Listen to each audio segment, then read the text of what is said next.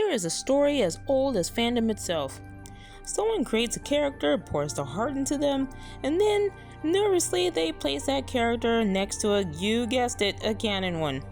Maybe they write a scene together, maybe they left something soft and unspoken developed between them. Maybe they just admit in the tags of a post that their OC has feelings for a canon character. And then someone somewhere says, that's a self-insert, that's cringe. Canon characters belong with canon characters. Get your stupid OC out of here.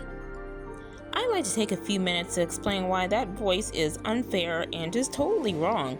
About why it's no longer cringe to ship an original character with a canon character. Because we all know, in these trying times, we need anything that will give us at least a little happiness. I love to create OCs. I may not be able to draw stick figures, but I love bringing characters and worlds alive through writing. It's pretty much a pastime of mine, creating characters and lore whenever I need an escape hatch from this reality I inhabit. So I thought, while I'm in the process of creating my own Star Fox OC, I would take a few minutes to share my thoughts and opinions.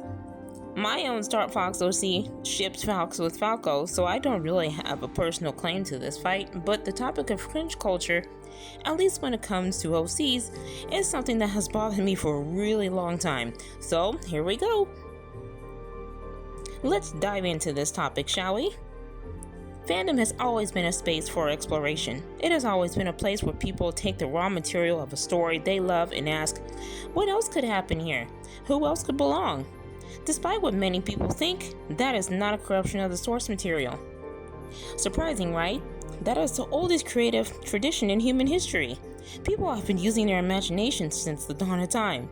Fanfiction didn't invent the concept, it simply gave it a name and an internet home. And, however, in certain quarters of the fandom, a hierarchy developed. Canon ships at the top, fan-made ships somewhere in the middle, and OC canon pairings at the very bottom, dismissed as wish fulfillment, as ego, as something slightly embarrassing that serious fans shouldn't indulge in.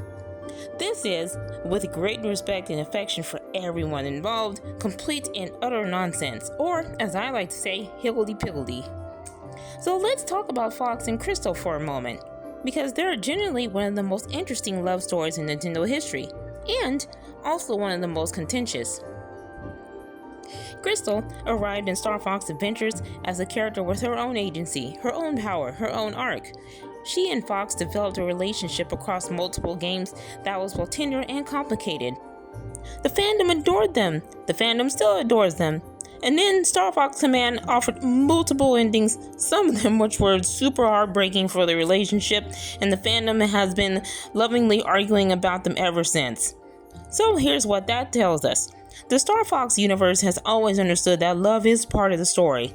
That these anthropomorphic characters flying these crazy ships are not just soldiers or mercenaries. They are actual living and breathing people with hearts that get attached and complicated and broken and repaired. Nintendo put a love story at the center of the universe deliberately. They knew what they were doing. They were telling us, love matters in this universe. So, why on Canaria would that suddenly stop applying the moment an original character enters the picture? Here's the thing. The argument against OC canon pairings usually comes in a few familiar shapes. The first is that it's self-indulgent.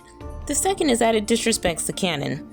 The third, the one whispered most unkindly, is that it's just a fantasy, just stupid wish fulfillment, just someone wanting to be close to a character they love. So, let's take those apart one at a time, pilots, shall we?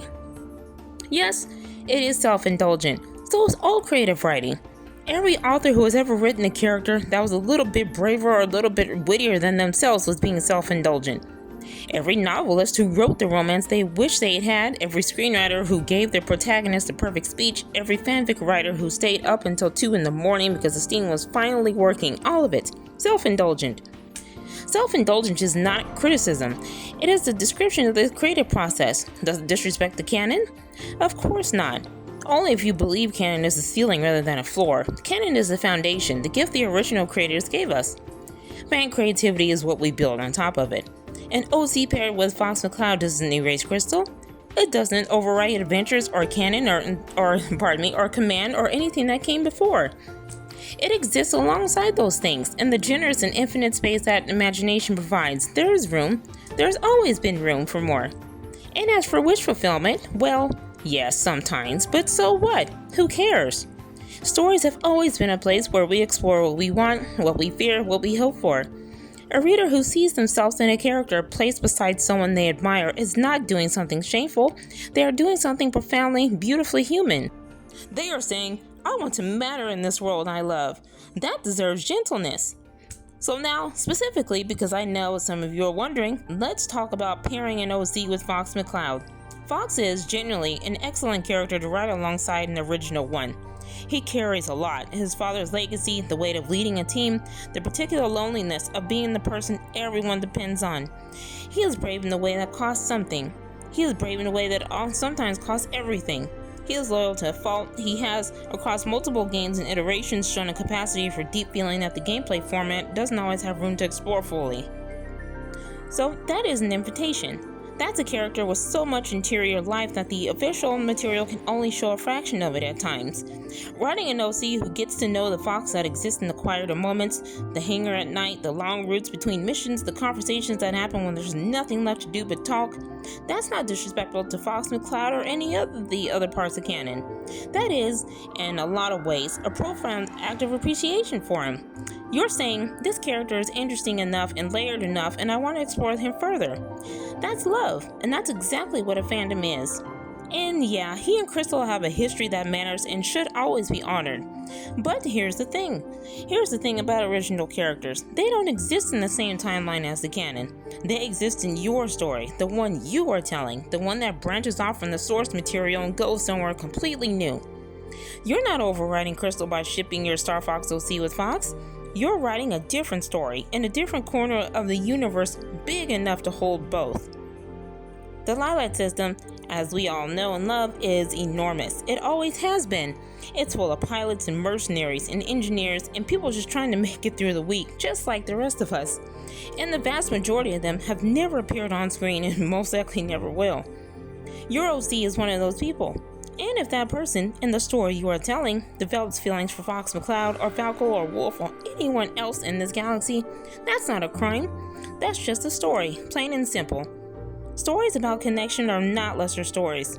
Stories about an original character finding their place in the world and finding someone in that world who sees them. Those are arguably the oldest and most essential stories we have. They are the ones that keep us up at night. They are the ones we come back to. So, go ahead. Write your Star Fox story with your Star Fox OC. Post that scene.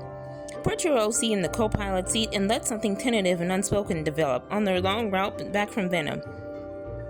Let Fox say something that surprises them both. Let your character respond in a way that surprises you. Ignore the voice that says it's cringe. Ignore all the voices. That voice has never written anything worth reading anyway. So, the stars are burning, the R-Wings are finally flying, and somewhere in the Lilac system, your pilot is exactly where they are supposed to be, beside whoever your heart decided to place them next to. That's valid. That's creative, it's full of love, and it's absolutely amazing. That is your Star Fox OC. And let your OC fly the route he or she or they want to fly.